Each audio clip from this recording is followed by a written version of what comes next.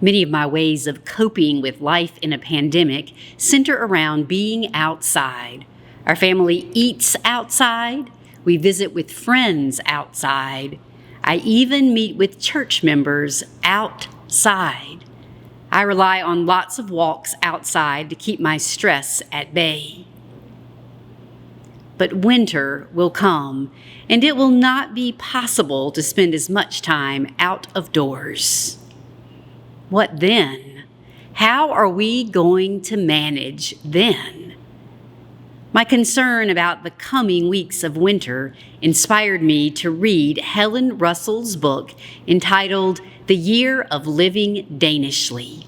The Danes are known for being the happiest people on the planet.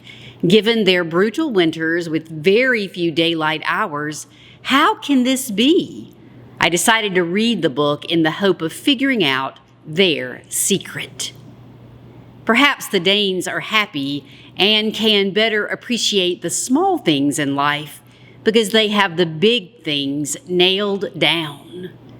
Free university education, universal health care, efficient infrastructure, paid family leave, a 40-hour work week where it's frowned upon to work more than that. Sure, the taxes are astronomical, but in spite of that, the Danes are very healthy and also happy, really, really happy.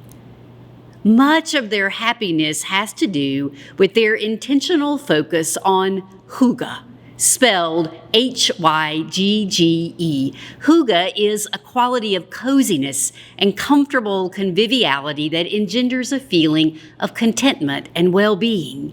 It's related to the English word hug. This Danish lifestyle is about taking pleasure in the presence of gentle, soothing things.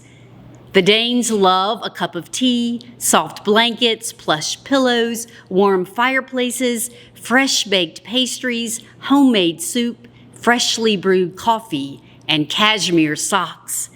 Who even knew that cashmere socks were a thing? Hygge requires a certain slowness and the ability to not just be present, but to recognize and enjoy the present. It's about contentment, connection, comfort, and coziness. With so many cold, dark days, the simple act of lighting a candle, enjoying a cup of tea could make a huge difference in one's spirit. Meaning is found in simple rituals, such as brewing tea in a little china cup each evening, or grinding your own coffee beans for a morning cup of coffee. And the Danes, they love their candles. They rely on the warm, soothing glow of candlelight for comfort. Hygge is also about having clean, uncluttered spaces at home.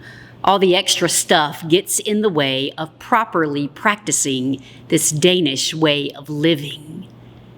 The Danes have also mastered the art of separating wealth from well-being. They understand that after our basic needs are met, more money does not lead to more happiness. Hygge is about comfort and consolation. This fall and winter, during a global pandemic, when we will all be spending more time at home, a little comfort and consolation just might go a long way.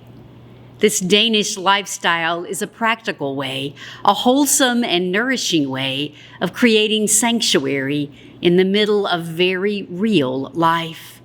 And since we cannot be in our beloved sanctuary at Trinity, perhaps we need to learn to create sanctuary in other parts of our lives, especially in our domestic and personal lives.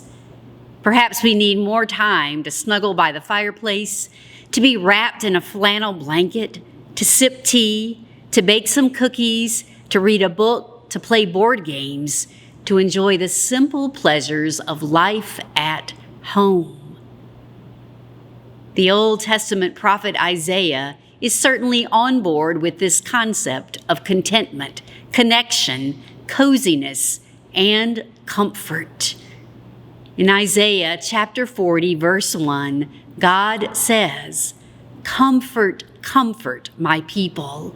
With words gentle, tender, and kind, in these words of Scripture, God assures God's people that all will be well. All will be well. I love the sound of that. In the midst of all the things that cause me stress, worry, and anxiety, God says, all will be well. And I can trust in that promise because I trust the one who makes the promise. God has never failed me, never forsaken me, never left me to my own devices. But in the meantime, I'm going to pull out more candles, the plush pillows, and cozy blankets, make sure the gas logs are in working order, and enjoy a cup of herbal tea with a homemade blueberry muffin. May this season of our lives be filled with comfort, coziness, connection, and contentment. May we learn to practice the Danish art of Hygge, and may we be happy, healthy, whole, and at peace in God's presence.